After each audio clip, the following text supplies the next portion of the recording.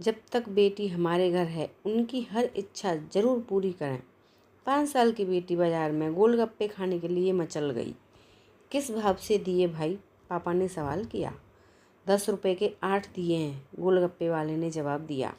पापा को मालूम नहीं था गोलगप्पे इतने महंगे हो गए हैं।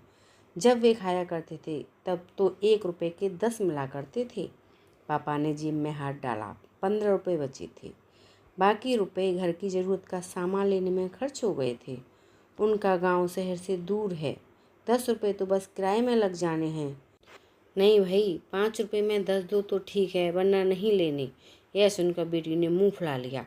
अरे अब चलो भी, नहीं लेने इतने महंगे। पापा के माथे पर लकीरें उभर आईं।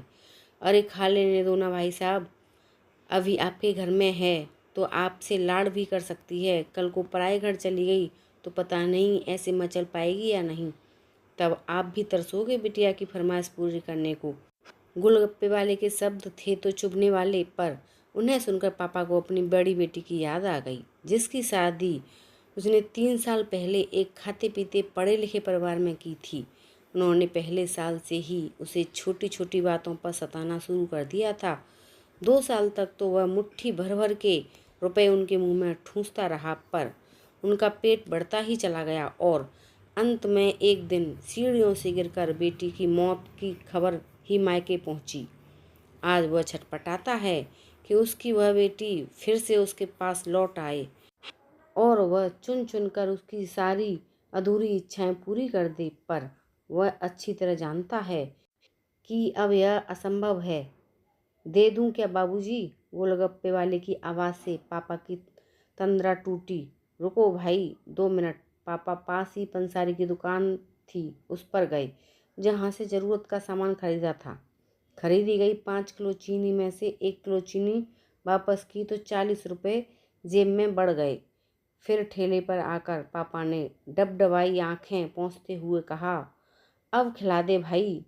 हाँ, तीखा जरा कम डालना, मेरी बिटिया बहुत नाजुक है। सुनकर 5 वर्ष की गुड़िया जैसी बेटी की आंखों में चमक आ गई और पापा का हाथ कसकर पकड़ लिया। जब तक बेटी हमारे घर है उनकी हर इच्छा जरूर पूरी करें। क्या पता आगे कोई इच्छा पूरी हो पाए या ना हो पाए। बेटियां भी कितनी अजीब होती हैं। जब ससुराल में होती हैं तब मायके जाने को तरसती हैं।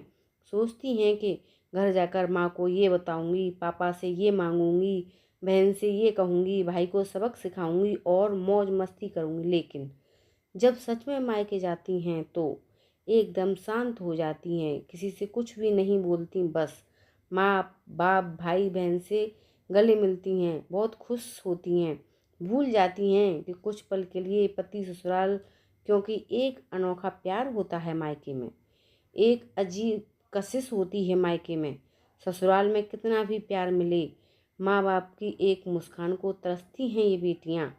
ससुराल में कितना भी रोएं, पर मायके में एक भी आंसू नहीं बहाती ये बेटियां, क्योंकि बेटियों का सिर्फ एक ही आंसू माँ बाप भाई बहन को हिला देता है, रुला देता है।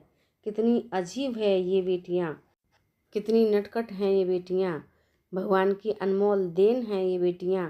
हो सके तो बेटियों को बहुत प्यार दें, उन्हें कभी ना रुलाएं, क्योंकि ये अनमोल बेटी दो परिवार को जोड़ती हैं, दो रिश्तों को साथ लाती हैं अपने प्यार और मुस्कान से। हम चाहते हैं कि सभी बेटियां खुश रहें हमेशा, भले ही वो मायके में हों या ससुराल में। खुशकिस्मत हैं वो जो बेटी के बाप हैं।